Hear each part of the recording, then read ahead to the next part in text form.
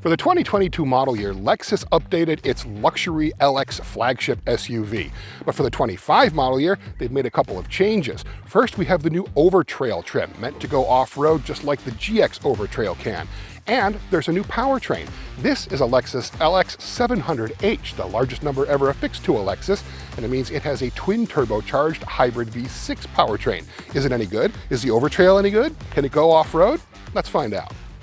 Spotting a 2025 Lexus LX is really going to be a little bit difficult unless you get this one, the Overtrail trim, because that's really where the most styling changes have happened.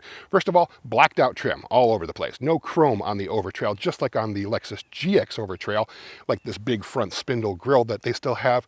It is blacked out. It's meant to be a little bit more under the radar, not quite as ostentatious as some of the more luxurious versions. For the Overtrail trim, you also get a front skid plate underneath, which you can't see, which is there really for protection. But the other visual change is on the side, where you've got 18-inch unique wheels, flat black, unique to the Overtrail trim, riding 33-inch Toyo all-terrain tires. It also has a hydraulic height adjustable suspension, not an air suspension. It actually does use coil springs and hydraulics to raise and lower the vehicle. But the biggest change really from 24 to 25 has to be the twin turbocharged hybrid V6 powertrain. And the biggest difference is off-road, believe it or not, more than anything. It's got a bunch of off-road systems to it, but the hybrid system in here is the interesting one, because if you put this in rock mode specifically, which is for crawling over obstacles like this, you can basically do an entire course like this in electric mode. This is the only mode in which the LX 700H will be an EV, and it will act as an EV unless you've drained the hybrid battery to a certain point where, unfortunately, we are now. I've already done this course a couple of times, and it was in electric mode, completely quiet and silent, because all that torque is basically happening all by itself without the add of the gas engine. So it's wheeling in silence, which we've only really ever done in something like a Jeep Wrangler or Grand Cherokee 4xe. This doesn't have the same level of off-road capability, really, as a Wrangler 4xe, but it is still exceptionally capable. It's got 3 locking differentials, which is something that they haven't had on the LX since, the late 90s, early 2000s. So if you want to take this thing off-road, it's got a number of goods. But quite frankly, the only people I've ever found, the only LX owners that take theirs off-road are the third owners. A brand new LX costs way too much to take this thing and potentially damage it in the dirt. But it does work really well, especially since you've got all these locking diffs. You don't necessarily have the kind of underbody skid plate protection that you need, however, because it's only got one up front. So again, if you're taking this thing off-road, the tires will work, given that they're all-terrain tires, but you really are going to want additional protection for the rear bits of the vehicle, like the battery, the fuel tank, rear differential, things like that. It doesn't come with that, so it kind of makes me question just how much of an off-road thing this really is. It's got most of the goods that you need to do that, but again, it also doesn't have necessarily the good approach and departure angles as well, because you've got massive overhangs in this thing.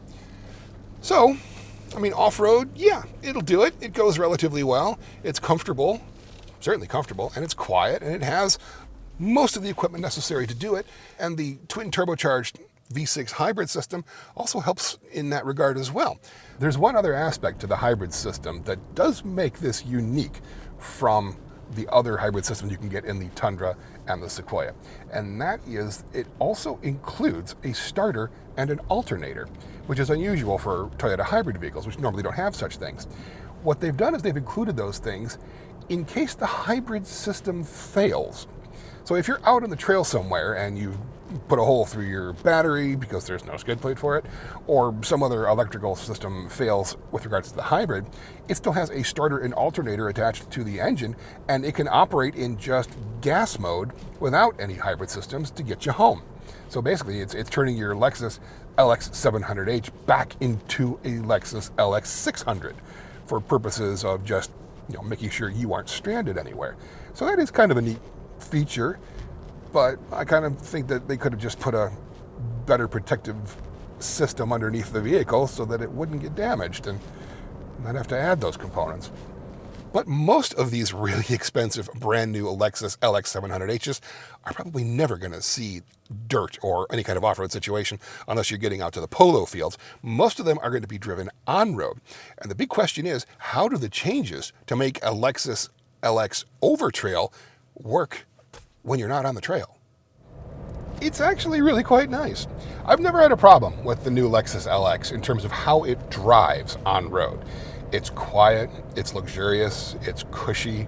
Even in this Overtrail model, which has these knobby Toyo all-terrain 33-inch tires, you do feel a little bit of that knobby off-road tireness come through, but really not very much at all. And I'm only really noticing it because I've also driven the other versions, the luxury trim level of the LX 700H as well, where it's even quieter and more compliant. The ride quality is exceptional. Steering feel is actually quite good for a vehicle of this nature. For a big body on frame off-road SUV like this, the steering is tight, the feedback is excellent. The overall driving experience is fantastic. And the hybrid twin turbocharged V6 powertrain makes 487 horsepower and 583 pounds-feet of torque. And that's boosts over the normal Lexus LX 600 powertrain. And you don't really notice that hybrid powertrain that much on road. You're not really getting much benefit out of it either. It really only gets you 1 mile per gallon better. So you're not getting this hybrid powertrain for its fuel economy. You're getting it for the extra power it provides, for the off-road prowess it provides, but it comes with compromises. And a lot of it happens in the rear cargo area. Just like in the Sequoia, you do have a compromised cargo area when it comes to the hybrid powertrain. The battery's got to go somewhere, and it's a nickel metal hydride battery, so it's not even a smaller lithium ion one. It's a fairly good sized nickel metal hydride hybrid battery, and it fits underneath the back seats. When I mean the back seats, I mean the third row seats. The third row is, quite frankly, laughable. For a vehicle this size, it's kind of surprising just how big it isn't inside. I mean, if you're considering this to be roughly the size and shape of a new Nissan Armada or something like a Chevrolet Tahoe, it feels considerably smaller inside than either of those things.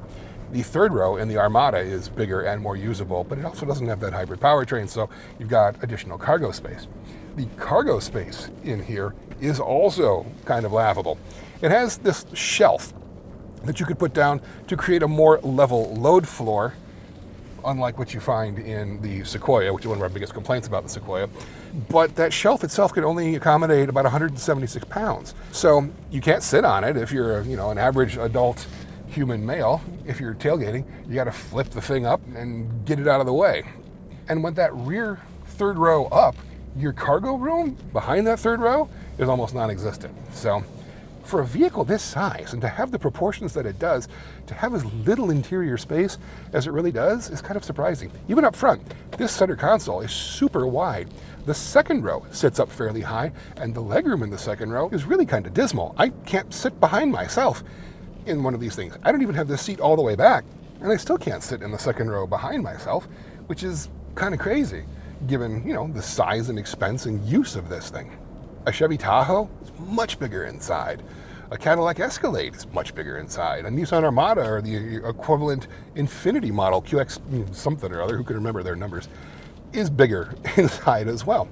So the real reason for picking one of these things up really is more about just, I think, looking good, the status of it, the way it drives. I mean, it does drive really quite beautifully in terms of steering, acceleration, braking, quietness, ride quality, all of that. It does feel like a premium product. Where it doesn't necessarily feel like a premium product, and where it makes you maybe question its price, is the interior appointments. This is supposed to be the Lexus flagship, and there's a little too much Toyota in here to charge Lexus prices.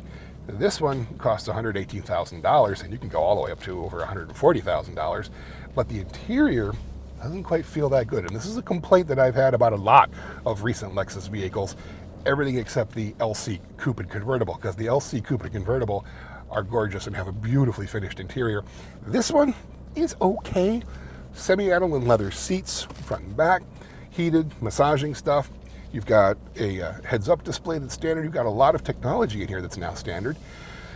but it's not laid out all that great. This Lexus multimedia system is just a reskin of the Toyota multimedia system, and it comes with all of the same limitations and benefits of that one does. If you just use Apple CarPlay, it won't, make much of a difference. It'll still be just fine, but you've also got this dual screen setup here. The upper screen is a multimedia system, and things like navigation, vehicle system controls, Bluetooth controls for connected devices. The lower screen is a lot more of the vehicle systems. So things like all of the off-road crawl control stuff, the multi-terrain system for various drive modes. The climate control is in the lower screen as well. But do you really need two screens in here? Could you not have just incorporated this into one larger, easier to use thing? Well, apparently not. Some of the ergonomics in using a lot of the stuff in here could be a little challenging as well. The digital dash is nice, but it's busy. And it's kind of hard to figure out what you're looking at a glance. Same thing with a lot of these controls over here as well. You've got two different knobs here for high and low range, and then your various drive mode. You switch through this rotary knob here. And again, a lot of this doesn't feel terribly high quality. If I can move this knob around in its seat, that doesn't really scream to me $100,000 vehicle. What do I mean by a little bit too much Toyota and not quite enough Lexus? It's just some of the material quality in here. I mean, you've got wood, which is okay, an open pore, but there's a lot of plastic in here. Shiny black plastic in some cases, and just general overall plastic. Some of it feels kind of thin. So overall, in terms of a flagship model, you need to up their game a little bit more. And I realize that this is the Overtrail and not the ultra luxury version, but still, there's a lot of common componentry in here between those two trim levels. And for the money, I kind of think like you should be getting more in terms of how opulent this interior should be. I'm also going to complain just a little bit about the color palette for the LX700H. It's almost entirely gray, white, and black. There are a couple of options if you want an Overtrail. You can get that in this lovely green. There's also a sand color. But again, all of it is super muted and super boring. Let's get some nice reds. Let's get some other blues and other things in there. Why has everything always got to be grayish? So you have a few different trim levels to choose from for the 700H Hybrid. You've got Luxury, you've got F-Sport, which is the racier kind of performance-oriented one, I guess. I don't really know who's driving a vehicle this size aggressively enough to warrant a handling package or a racier kind of version, but the F-Sport is an option as well. Overtrail, which is new, and then the ultra luxury version, which has only 4 seats, no third row, but those rear seats are big reclining comfy chairs. If you want an Overtrail, that pretty much only comes in the 700H. So in that regard, this is your only option. But is it a good option? Is it worth that kind of money? So the Lexus LX 700H confuses us a little bit. I mean, yeah, it can go off-road, but it doesn't have all the stuff to go off-road very far. It's smooth, it's comfortable, it's quiet, it's quick, but it's also cramped, and the space efficiency inside isn't necessarily great, either in the third or second row. And for the price, this Lexus LX 700H Overtrail costs $118,000, and it can go up to over $140,000 for the ultra luxury 4-seat version of the Lexus LX 700H. Now, if you have that kind of scratch and the thing appeals to you, hey, good for you. But if you're looking for something that's got a little bit more space and a little bit nicer interior, it would probably do you good to go out and shop some of the competitors first before you plunk your money down on the bottom line. Now, if you'd like to learn more about the new 2025 Lexus LX 700H or any of the new Lexus LX lineup, you can find all of that at Cars.com/news.